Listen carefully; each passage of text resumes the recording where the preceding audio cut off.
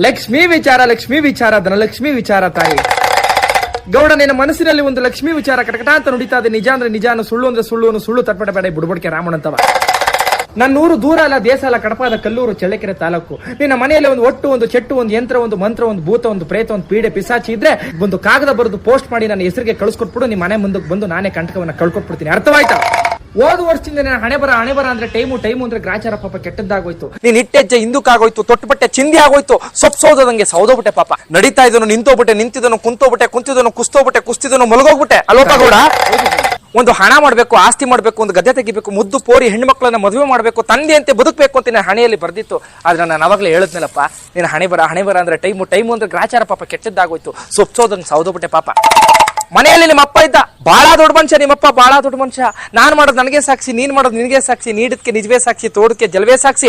ಬಹಳ ದೊಡ್ಡ ಮನುಷ್ಯ ನಿಮ್ಮಪ್ಪ. ಒಂದು ಊದ್ ಕಟ್ಟಿ ಕೊಟ್ರೆ ಊರಿಗೆ ಬೆಂಕಿ ಆಗ್ತದೆ.